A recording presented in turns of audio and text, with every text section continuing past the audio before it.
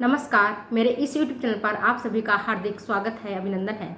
आज मैं दिनकर रचित रश्मि रथी के द्वितीय सर्ग के बारे में वर्णन कर रही हूँ। प्रथम सर्ग में हमने देखा था कि कर्ण को अंग देश का राजा बना दिया जाता है, परंतु कर्ण के मन में एक कसक रहता है कि वह और अधिक से अधिक कैसे विद्या अध्ययन करे, कैसे वह धनुर्विद्या का और से ज़्यादा ज्ञान अर्जन करे, और इसी प्रयास में वह गुरु परशुराम से शिक्षा ग्रहण करने के लिए निकलता है। तो इस सर्ग में जो हम देखते हैं, प्रथम जो 4 स्टांजा है, उस स्टांजा में यही बताया गया है कि परशुराम जिस पर्वत महेंद्रगिरी पर रहते हैं, उस पर्वत का और वहाँ की भूमि के बारे में, प्रकृति की अनोखी छटा के बारे में चर्चा किया गया है। तो आप सुने। प्रथम स्टैंजा है, शीतल विरल एक कानन शोभित आदित्य का के ऊपर, शीतल विरल एक कानन शोभित आदित्य का के ऊपर, कहीं उत्स प्रसन्न चमकते, झरते कहीं शुभ्र निर्झर, जहां भूमि समतल सुंदर है, नहीं दिखते हैं पाहन, हरियाली के बीच खड़ा है एक उटज पावन।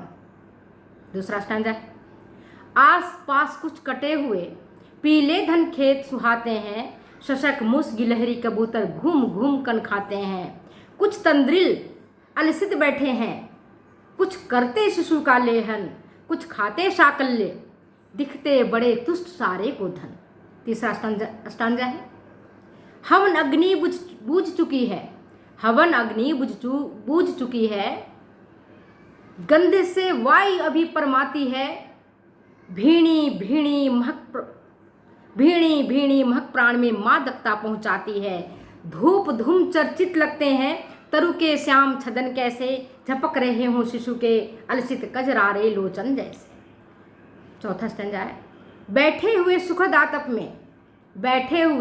आतप में मृग रोमांथन करते हैं, वन के जीव विवर से बाहर हो विश्रब्ध विचरते हैं, सूख रहे चीवर रसाल की नन्ही टहनियों पर, नीचे बिखरे पड़े हुए हैं इंगुद के चिकने पत्थर। भावार्थ बताती हूँ। कर्ण जब परशुराम से विद्या अध्ययन करने के लिए उनके आश्रम की तरफ जाता है, तो क्या देखता है, उस रास्ते का, वहाँ के पर्यावरण का, वहाँ की प्रकृति के अनोखी छटा का वर्णन किया गया है, जिसमें शीतल है, विरल मतलब दूर दूर, सघन होता है पास पास, तो एक कानन है,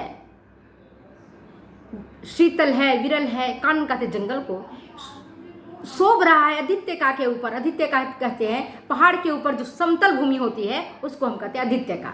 तो शीतल विरल एक कानन शोभित आदित्य का के ऊपर, कहीं उत्स प्रसन्न चमकते झरते, कहीं शुभ्र निर्झर, कहीं स्रोत, कहीं झरने श्वेत पसीनों की बूंदों की भांति चमक रहे हैं, तो कहीं शुभ्र निर्झर झरने झर झर करके बह रहे हैं। जहाँ भूमि समतल सुंदर है, और वहाँ की भूमि समतल है, सुंदर है, यहाँ एक भी पत्थर दिखाई नहीं पड़ते हैं, नहीं दिखते हैं पाहन, पाहन मीन्स पत्थर, नहीं दिखते हैं पाहन, हरियाली के बीच खड़ा है एक विस्तृत उटज पावन, और वहीं हरियाली के बीच में एक बड़ा सा अत्यंत सुंदर पर्णकुटी का विस्तृत फैला हुआ आश्रम है। दूसरा स्टांजा में क्या बताते हैं कि वो जो आश्रम है, उसके आसपास की जो भूमि है, और वहाँ पर जो धान के खेत हैं, और धान के खेत अब काट दिए गए हैं। तो यही बातें बताया जा रहा है। आसपास कुछ कटे हुए पीले धन खेत सुहाते हैं। पीले, जब धान कट जाता है तो कटने के बाद वो पीला पीला दिखाई पड़ता है, तो वो जो जगह है बहुत सुंदर पीले रंग की, सुनहरे सोने के समान दिखाई पड़ रहा है। आसपास कुछ कटे हुए पीले धन खेत सुहाते हैं, शशक मूस गिलहरी कबूतर घूम घूम कण खाते हैं। शशक खरगोश, मूस कहते हैं चूहा को, गिलहरी आप जानते हैं, और कबूतर, सभी घूम घूम करके अन्न के दाने को खा रहे हैं, कण को खा रहे हैं। कुछ तंद्रिल अलसित बैठे हैं, कुछ करते शिशु का लेहन, कुछ जो जीव हैं, कुछ जो जंतु हैं, वे तंद्रित अलसाए हुए बैठे हुए हैं, और कुछ अपने शिशुओं को चाट रहे हैं, कुछ अपने शिशु को प्रेम कर रहे हैं, स्नेह कर रहे हैं। आप देखते हैं गाय अपने बच्चे को चाटती है, इसी तरह से बकरी अपने जो नवजात शिशु है उसको भी चाटती है। तो कुछ अपने शिशुओं का लेहन कर रहे हैं, कुछ अपने शिशुओं को चाट रहे हैं, कुछ खाते साकल्य, कुछ धान पुआल घास भूसे कुछ खा रहे हैं। दिखते बड़े तुष्ट सारे गोधन, और सारे गोधन बड़े ही तुष्ट दिख रहे हैं, संतुष्ट दिख रहे हैं। कहीं भी आपको निराशा, कहीं भी असंतुष्टि का भाव नहीं है। तीसरा स्टांजा क्या है? हवन अग्नि बूझ चुकी, हवन अग्नि बूझ चुकी, गंध से वायु अभी परमाती है।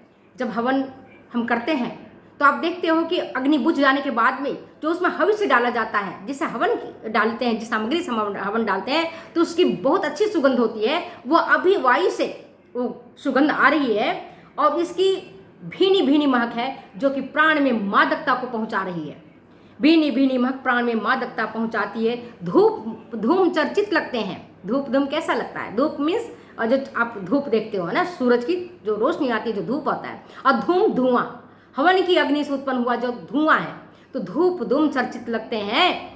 तरु के श्याम छदन कैसे, तरु कहते हैं वृक्ष को, तो वृक्ष के जो खाल होता है, श्याम सामने रंग का जो खाल है, काले रंग की जो खाल है, और छदन मीन्स उसकी जो छाल है, वो कैसे दिख रहे हैं?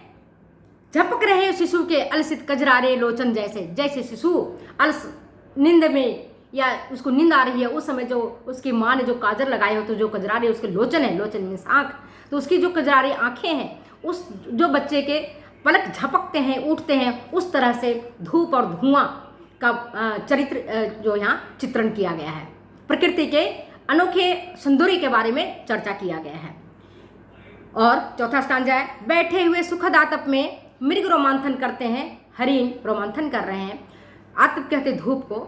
सुखद आतप में जो धूप आपको आराम देती है, जैसे सर्दी का मौसम है और वहाँ जो धूप है, उस धूप में मृग रोमंथन कर रहे हैं। और वन के जीव विवर से बाहर वो भी सिर्फ विचरते हैं। और वन के भी जो जीव हैं, जो जीव बन के हैं, जंगल के जीव, सभी आराम से बिना डर भय के सभी विचर रहे हैं, अपने अपने निवास स्थान को छोड़ करके, अपने अपने कोठरों को छोड़ करके, अपने अपने खोल को छोड़ करके, अपने अपने विवर को छोड़ के, विवर कहते हैं दरारों को छोड़ करके, है ना। तो जहाँ जिनकी निवास स्थान है, सबको छोड़ करके वन्य जीव आराम से बिना डर भय के विचर रहे हैं। सूख रहे चीवर रसाल के नन्ही झुकी टहनियों पर। रसाल के जो झुकी हुई छोटी टहनी है, वहीं पर ऋषि के वस्त्र सूख रहे हैं। चीवर कहते हैं ऋषि के वस्त्र को। ऋषि के वस्त्र वहाँ सूख रहे हैं। नीचे बिखरे पड़े हुए हैं इंगुद के चिकने पत्थर। और इंगुद के चिकने पत्थर, इंगुद एक पेड़ होता है जिसकी पत्तियां बहुत सुंदर होती हैं, चिकनी होती है, उसी तरह नीचे जो है चिकने पत्थर पड़े हुए हैं। तो आप ये देखिए प्रकृति का कितना सुंदर, कितना बढ़िया अनोखा वर्णन किया हुआ है। आज हमने क्या किया, माँ प्रकृति को छत विछत करने में हम कभी चुकते नहीं है। पर्यावरण को नष्ट करने में हम नंबर 1 हैं। पेड़ पौधों को काट दिए हैं। झील झरने हमारे प्रदूषित हो रहे हैं, जिसके कारण आप देखते हैं आधी व्याधि, तमाम तरह की परेशानियां हम मनुष्यों को भुगतना पड़ रहा है। क्योंकि माँ प्रकृति तो बड़ी क्षमावान है, लेकिन जब हम मानव ही बहुत उत्पात मचाएंगे, जब पर्यावरण हमारा प्रदूषित हो जाएगा, जब हमारा पेड़ काट देंगे तो वायु प्रदूषित हो जाएगा, जब हम नदियों में शौच बहाएंगे, कल कारखाने की गंदगी बहाएंगे, तो भी प्रदूषित हो जाएंगे। लेकिन यहाँ आप देख रहे हैं कि जहाँ परशुराम की कुटीर है, जहाँ और आश्रम बना के रह रहे हैं, पर्ण कुटी है उनका, वहाँ का वातावरण कितना सुखद है, कितना सुंदर है, कितना अच्छा है, कितना आनंददायी है। और जिनको सुन करके इतना अच्छा लगता है, तो अगर वहाँ परशुराम जी रहते होंगे और उस दौरान अगर कोई उनके आश्रम की तरफ यात्रा कर रहा होगा, तो उन्हें कितनी सुखद अनुभूति हो रही है, इसी के बारे में यहाँ चर्चा किया गया है। तो फिर पुनः मैं इस लाइन को दोहराती हूँ। शीतल विरल एक कानन शोभित, आदित्य का के ऊपर कहीं प्रसन्न चमकते झरते, कहीं शुभ्र निर्झर। जहां भूमि समतल सुंदर है, नहीं दिखते हैं पाहन। जहां भूमि समतल सुंदर है, नहीं दिखते हैं पाहन। हरियाली के बीच खड़ा है एक उटज पावन। आसपास कुछ कटे हुए पीले धन खेत सुहाते हैं। दूसरा स्टांजा है, आस पास कुछ कटे हुए पीले धन खेत सुहाते हैं। शशक मुश्क गिलहरी कबूतर घूम घूम कन खाते हैं। कुछ तंद्रिल अलसित बैठे हैं, कुछ करते शिशु का लेपन, कुछ खाते साकल्य, दिखते हैं बड़े तुष्ट सारे गोधन। और तीसरा स्टंजा, हवन अग्नि बूझ चुकी है, परशुराम जी ने जो हवन किया है उसकी अग्नि बूझ चुकी है।